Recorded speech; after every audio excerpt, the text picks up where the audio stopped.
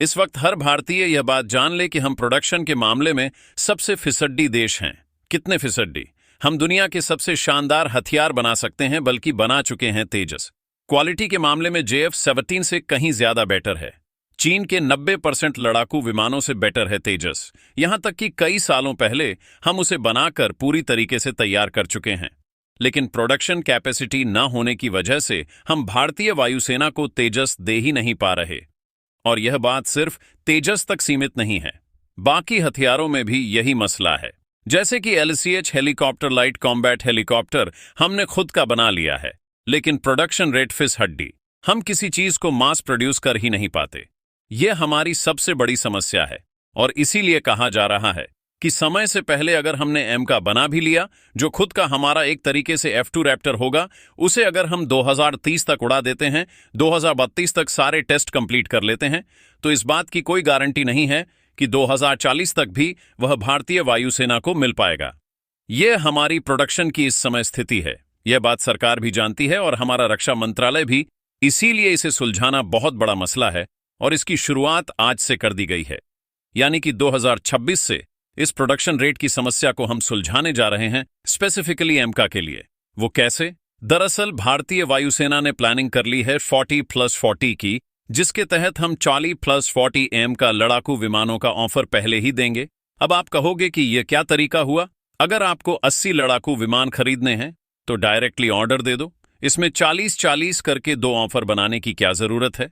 तो इसमें वायुसेना का दिमाग ये कहता है, तेजस लड़ाकू विमान आज तक हमें इसलिए नहीं मिल पाया क्योंकि 2020 तक हमने एक भी लड़ाकू विमान का ऑर्डर नहीं दिया था, और जब दिया तो सीधा 180 लड़ाकू विमान का, जिससे कि एचएएल के हाथ पैर फूल गए। उन्हें आज तक समझ नहीं आ रहा कि प्रोडक्शन रेट क्या रखें, यानी कि कितने लड़ाकू विमान 1 साल में बनाने की हम तैयारी करें। यही मसला है कि तेजस की हालत इतनी बुरी हो चुकी है, एमका के साथ वायुसेना यह नहीं होने देना चाहती।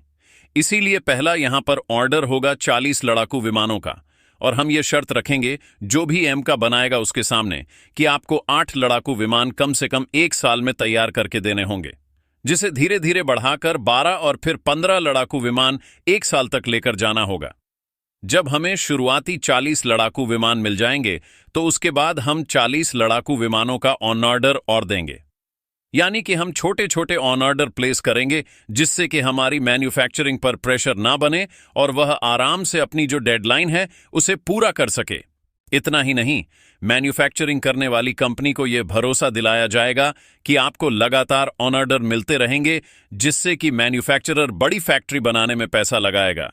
क्योंकि आप खुद सोचिए, आप खुद एमका बना रहे हो, आपको सिर्फ 30-40 लड़ाकू विमान का ऑर्डर दिया, तो आप बड़ी फैक्ट्री बनाने में क्यों पैसा लगाओगे? आप सोचोगे यार छोटी सी फैक्ट्री बना लूं, छोटा सा ऑन ऑर्डर है, पता नहीं भविष्य में हमें ऑन ऑर्डर मिले ना मिले, इसीलिए फालतू में इतने पैसे क्यों बेकार करना। ये चीज नहीं होने वाली। हम कंटिन्यूटी रखेंगे ऑन ऑर्डर में, जिससे कि प्रोडक्शन रेट बना रहे। लंबे समय तक धीरे धीरे छोटे छोटे ऑन ऑर्डर दिए जाएंगे, ताकि मैन्युफैक्चरर पर दबाव भी ना बने और जो प्रोडक्शन कैपेसिटी है वह लंबे समय तक स्थिर हो। लेकिन एक चीज जिस पर अभी भारत निर्णय नहीं लेना चाहता वो है एक्सपोर्ट।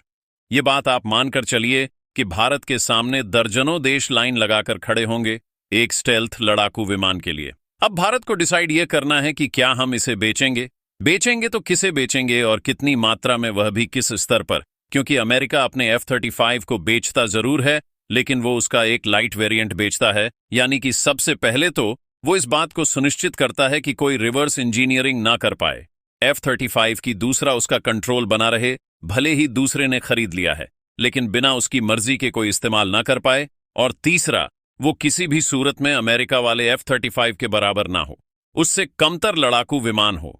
हमें भी यह चीज पहले सुनिश्चित करनी होगी, उसके बाद डिसाइड करें कि बेचना है या नहीं। लेकिन हां, पहली प्रायोरिटी है भारतीय वायुसेना की जरूरतों को पूरा करना। उसके बाद हम एक्सपोर्ट के बारे में सोचेंगे, वह भी तब जब हम इस एमका का Mark II वेरिएंट, यानी कि एमका का जो शुरुआती वेरिएंट आएगा, उसका भी